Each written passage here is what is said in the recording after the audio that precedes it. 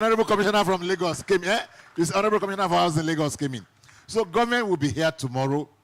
There's a lot of things that we need to put across to government, On slum dwellers, I have some slightly different view, because the question is that those who dwell in, how did they get to the slums? And unlike Professor Nubi, when I talk about land scarcity, I talk of non-availability of good titled land. Not just land. To develop, you need good titled land. So you may be slum dwellers anywhere. And let's not deceive ourselves. Everybody cannot live in the city. Everybody cannot live in Lagos. Lagos is a very expensive city. So I cannot just come from my village, carry my bag and baggage from wherever, and then I go to somewhere under the bridge. I try to gather myself together, and I want to start to claim right. These are fundamental questions that we also must question. Everybody cannot live in New York. Everybody cannot live in Houston. Everybody cannot live in Lagos. Everybody cannot live in Abuja. So there are some of us that we should be in our villages. But the reality of the matter is that as long as we continue to have urbanization, we continue to have population growth, we'll have deficits, which is why it is important what Professor Nubi and the team have been saying, that we have to start testing. We have to start taking practical steps, And if you look at Professor Nubi, we have not focused on what I think is the real value from the presentation, which is what are the opportunities for bridging the gap that he has mentioned: cooperative housing, urban regeneration, incremental housing, and all those stuff that he has put together. And but truth is that we're still in this conference for 3 or 4 days. We're very flexible. We can bring people back to come and intervene as may be necessary in the course of this conference.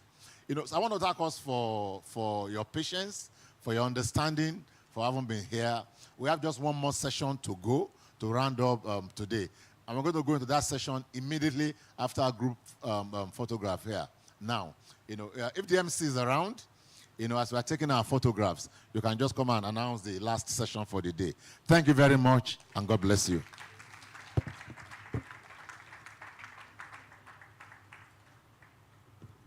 Let's appreciate our Thank you for joining us from all corners of the world to explore the African continent together.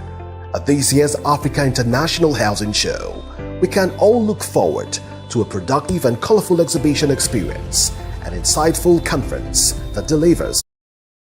Minding the gap, whether we like it or not, there is a deficit, and we must do all we can to ensure that that deficit is closed. Distinguished guests, ladies and gentlemen, please a round of applause for them once again.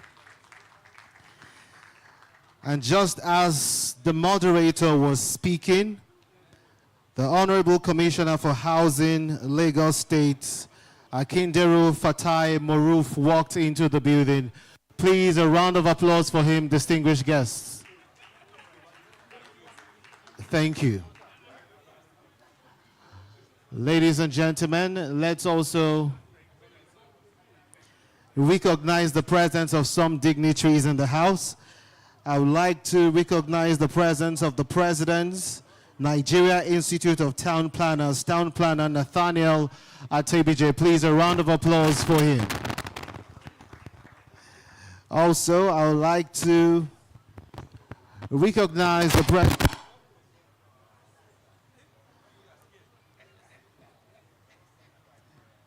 President's Nigeria Institution of Estate Surveyors and Valuers, Estate Surveyor Victor Adekunle Alonge. Please a round of applause for him. Also help me recognize the presence of Engineer Emeka Eze, Chairman Civil Service Commission, FCT Abuja. Please a round of applause. I understand a lot of our guests are trying to greet the Commissioner of Housing, Lagos State. Let's recognize the presence of the President Mban, Mr. Ebilate Makioroki. Please, a round of applause for him. With us here is the former president of NIEVS, Mr. Emeka Ele. Please, a round of applause. Let's also recognize the presence of Reverend Ugochukwu Chime. Please, a round of applause for him. Good to have you here, sir. No, sir, we're just recognizing your presence. Distinguished guests with us. Okay, we'll do some more recognitions later on. Ladies and gentlemen, taking us further for the next session, which is on financing the housing we need, sizing the port. We have the moderator as Mr. Niyi Akinlusi. Mr. Niyi Akinlusi, please a round of applause for him. Can you please clap for him?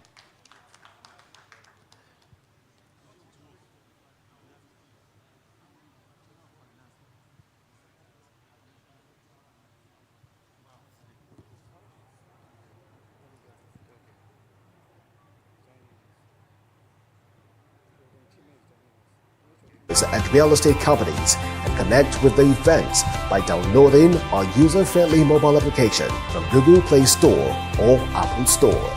We are certain that your decision to invest your valuable time in this much anticipated largest housing and construction event in Africa will prove both enjoyable, profitable, and worthwhile.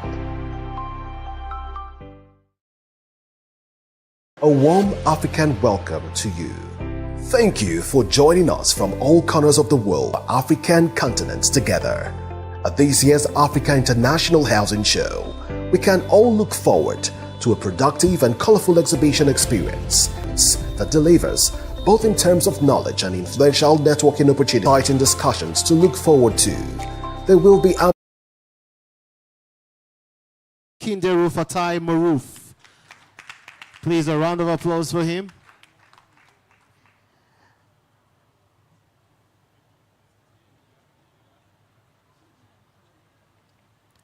And also, the last but not the least on this panel is Mr. Daniel Muller, representing the MD and CEO of InfraCredit. Daniel Muller. Please, a round of applause for him.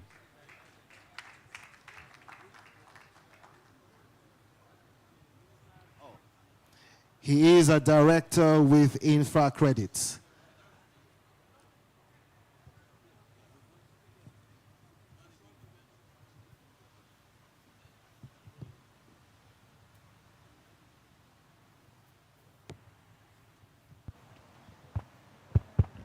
Well, good afternoon, ladies and gentlemen.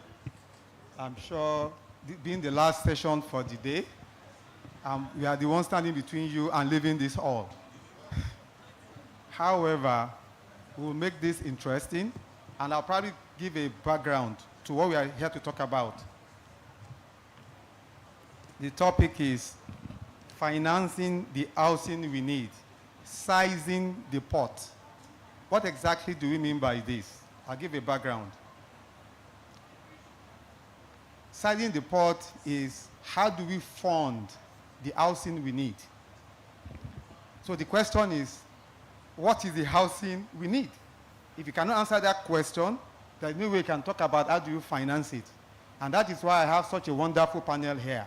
These are people that can speak to this. So what is the housing we need? Going by statistics, Nigerian population, 220 million and still counting.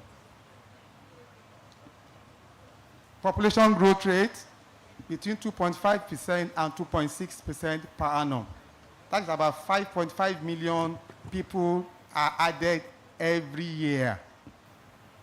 No wonder in 2050, we will be the third most populous country in the world. And in terms of economic and size and opportunities, it's the biggest and growing economy in Africa. In fact, in Africa, out of every 5 Africans, at least 1 is a Nigerian, based on their population. I think we should clap for Nigeria. Those are the good news.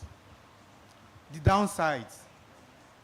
Prof almost broke down in tears earlier on. It was an emotional moment for those who saw him, who are very close by. And he gave us information about the poverty level. 50% of Nigerians are aware poverty, below the poverty line.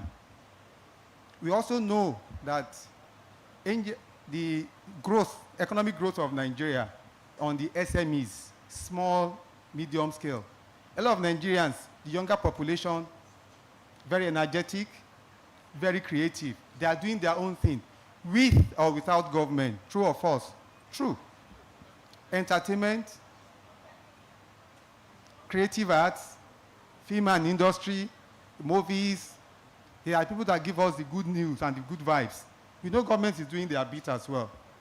But half of us are beyond poverty line. Now, 3 key needs of man. What are they? Food, shelter, and clothing. We know when you talk about food, we hear about palliatives here and there. Mostly around what? About food. When you hear about palliatives, what you're talking about is subsidy. Plain and simple. The issue of subsidy is an issue we need to take on headlong. Because during COVID, all the Western nations provided one form of subsidy or the other for their living populace. In the UK, government was giving people support for it, provide it and power. In the US, there are cash transfers. That is what? Subsidy. We have subsidy in the areas of what? Agriculture. And that's why we always have this issue between the US, the China, and Russia. On what? Wheat. How much subsidy are you providing? So clearly, we cannot run away from that.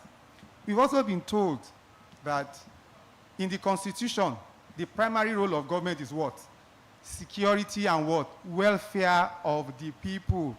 You cannot talk about welfare of your people if they are not being housed. If they are homeless, sleeping under the bridge, sleeping in slums, is that welfare? Certainly not.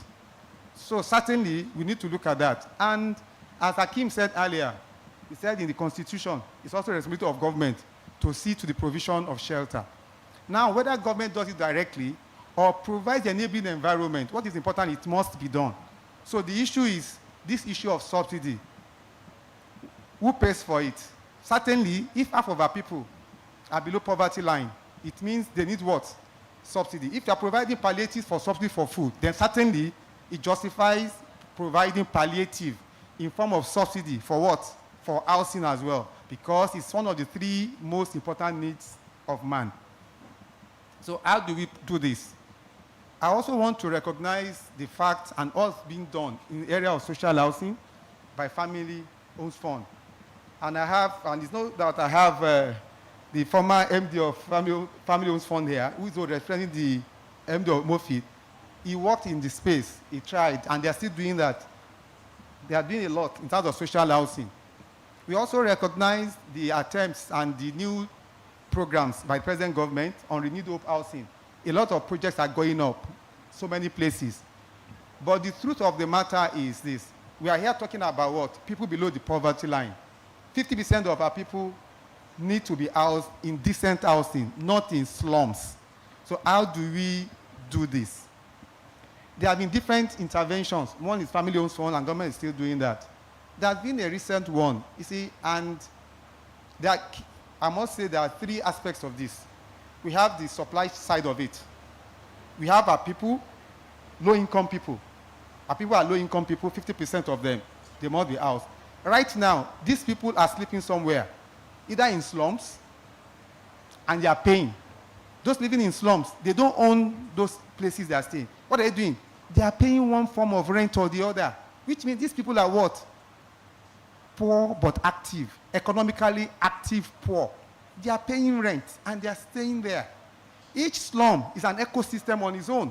You have schools, you have medical centers, you have all kinds of people. They may not meet the standards, but life is existing there. You have people who are providing food and all of that. So if people are already providing rent, it means that if you have one form of housing, it may not be home ownership. A lot of them do not want home ownership, please. What they want is a place to put their heads, rest. Ownership comes later on when you have money, but you must live in a good place, which means they are paying rent. Which means what we can take away from that is, if you have rent to own, they are paying rent now. Try and find a way to migrate them to rent to own. That takes care of part of the demand, housing demand. But how do you supply the houses? Professor Nubi told us earlier, these people are already living where? In slums. So land is not an issue, basically. But we can complement that by more land by government, all right? So how do we supply this housing low cost income? I didn't say affordable housing, please. Affordable housing, it depends on your level of income. I'm talking about very low income. People, a lot of them are in the informal sector. How do we do that? There is a suggestion, there is an idea. What about increasing the housing supply through low-income housing tax credit?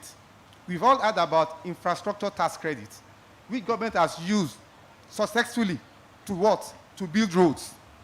The Lagos, the road from the port, that road, Oshodi Expressway, tax credit was used to build that road by Dangote, all right? So it means it worked. I'm also aware that the road around Access Bank head office, that area in Oniru, Access Bank used tax credit to do the road.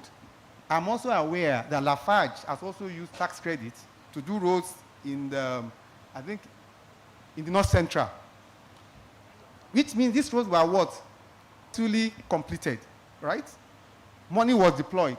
We can use the same strategy for this low-income housing tax credit. The issue of non-completion will not be there because those organizations have a role to play. Their names are involved, their brand name is involved. They will see to what? Successful execution. I'm not saying they should go into low housing construction. No, certainly not. After all, Access Bank is a bank. Because they use their tax credit for road, they don't mean they went into road construction. They only mean they were involved in the process of delivery, completion, which means they can also be involved in this. So all these organizations, and they can use existing developers, contract rights, so that people can use that to deliver these low-income houses we are talking about. Now, when you have this low-income housing, that is the first level. What you are going to end up having is assets, right? Completed houses, which you can then securitize, asset securitization. We can see what has happened with Sukuk all over the place. Sukuk 1, Sukuk 2, Sukuk 3, 4, 5, and you can see the roads. One thing is certain, the Nigerian capital market has debt. And today, if government brings out the Sukuk, it's well, a lot of people subscribe, oversubscribed. So that is something, we can look at what works to do this. So if you get the first housing supply through this low-income housing tax credit delivered, you go to the capital market and securitize. You can raise the next level of finance and you can do what? Go back into it. And then there and then you can keep going on. Now the good thing about it is this. Because it's tax credit, government will get its money. So it's not denying government. Because when the houses are built, the houses will have to be done what? They have to be sold. So when they sell the houses, maybe 2 years gap, government will get back his what? His tax money. But that tax money will have done what? Created houses for people, created jobs, knowing fully well that for each house you build, you create tons and tons of jobs, direct and indirect, not less than 50 jobs. Right from the guy who, the mason, the guy who sells food on the side, all kinds of things. This is job creation. And we have a youth population. A lot of Nigerians are in the youth bracket, at least 60%. Where are they going? They are going abroad because there are no jobs here. They are not sure they can live decent housing. So you see, if you can do a lot of this, that is a way forward. And that's why we felt these are things we need to talk about. And that's why we have this panel here. A lot can be done. This is just an idea. And we're talking more of how can we house our people? Because democracy is what? Government by the people, for the people. Who are the government? Most of the people. They choose who to lead them. So, and most of our people are what? They are low-income people. So if you cannot house them, provide decent housing, we have not achieved our goal. This provides a background to the conversation we are going to have. Thank you very much.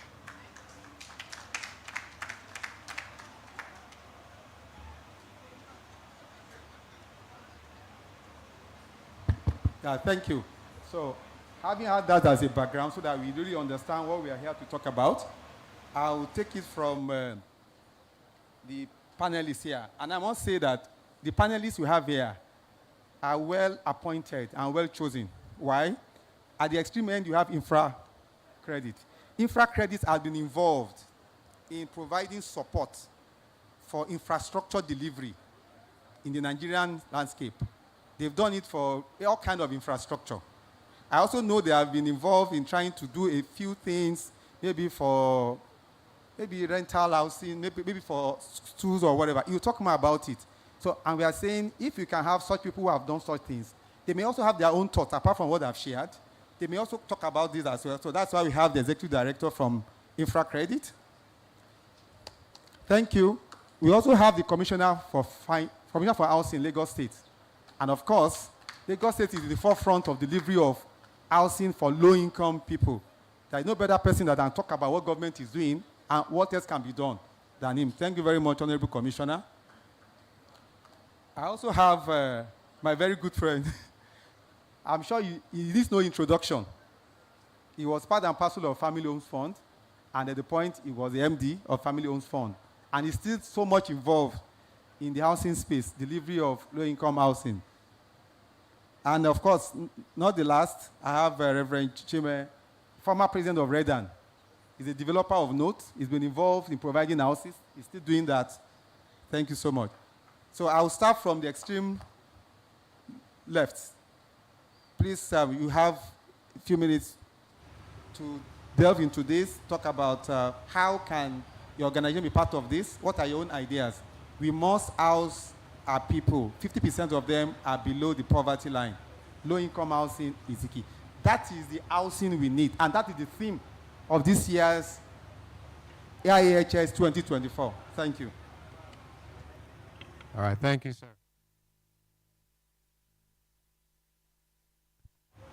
Okay, try it again. Thank you, and it's a pleasure to be here. Again, I'm the Chief Operating Officer of InfraCredit.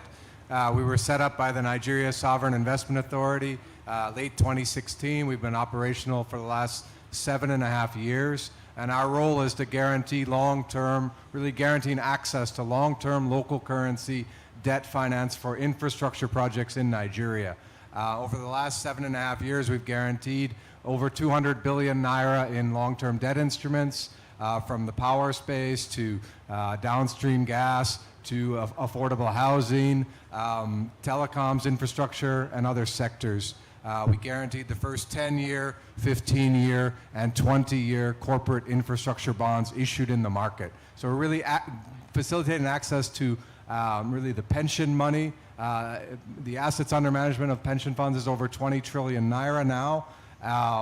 And they are rather risk averse. So we provide the guarantee, 100% protection, guarantee of timely payment of principal and interest over the life of the debt that's issued in the debt capital market. One of the debates we had early on is housing eligible infrastructure. It was a back and forth. Most times housing is paid for upon completion. It's not a 20-year asset, 50-year asset in terms of how it's being paid for. And the instruments we've been backing are these long-term, 10, 15, 20-year instruments. So anytime we're looking at a developer, we're saying, okay, your first phase of a project is maybe 2.5 years, but we need to see the second phase. We need to see the third phase. We need to see that you have enough land bank that you're going to be able to recycle funds from each phase of your project. So maybe you have 10 hectares, but you're starting with an initial development of the first 3. That way we can now back a 7-year or a 10-year or even longer debt instrument, because we start to be able to say, hey, this is really long-term, predictable cash flow. And if the project is poorly done, we can always exit by selling off the extra land at the appropriate time, right? But that's really the part of housing. And a lot of infrastructure spaces have gone through this. Not a lot of people were owning and operating gas plants or power plants or any telecom tower. It was all public sector, right? We've been shifting every sector toward privately owned and operated. So when you think of housing as well as a developer, we're saying, okay, are you going to provide the power infrastructure to all the homes in that new community that you're building? Are you going to provide the water management? Are you going to provide the waste management? If you start to do that, if you layer in those services for the next 20, 30, 40 years, now again you have access to long-term cash flows. And and it's easier to finance that with pension money that's also looking at access to long-term debt instruments. So these are some of the aspects that we're looking at in the housing space. We backed our first affordable housing project, an initial 370 homes in Nasarawa State. This was, again, a private sector operator building the homes, but in collaboration with the Nasarawa State government, so we can see the enabling environment is there. So that's really our initial foray in our 6th year in operation last year, to be able to actually penetrate the housing space. The last point I'll make is you want certainty around delivery. And this was something we had to deal with a lot of our customers in other sectors. If you're raising, say, 20 billion naira upfront as a debt instrument, 10-year debt instrument, 2 or 3 year principal moratorium, that means you can buy all your key equipment immediately. You can lock in all your prices of cement, roofing materials, everything else immediately at financial close. So there's no more question about, oh, the price of cement changed, I can't deliver as many units as I intended. No. So we did the same in the power space, where we saw international suppliers say, oh, if you pay 10% up front, give me a bank guarantee for the balance. And we said, why? Our client is raising 10 billion naira up front. He will pay 70% of the cost of the equipment up front. That way we get a discount on the initial purchase, and we're reducing the risk of FX changing or cost of materials changing. So there's a lot of ways we need to get the structure right. But we can do it here. Thank you. Thank you very much. I will go on to hear from our Honorable Commissioner for Housing, Lagos State, Honorable Moruf Akinderu. Well, thank you very much, Mr. Moderator. Well, the challenges are there. And my experience is that the more you try to grapple with it, the more you have it escalating. We used to try to get each cost, like a 2-bedroom in Lagos, at like 8 million. That is about 3 years ago. And then we try to make sure that we, just as he said, try to reach out to the cement producers, iron merchants, to see how we can bring them down, including the technology in building housing. But you also discover that it is not easy. For instance, while we are trying to, at the moment we are trying to get cement price at price of 2,800, 2,500, that was the moment it went to around 7,000, 8,000, 9,000.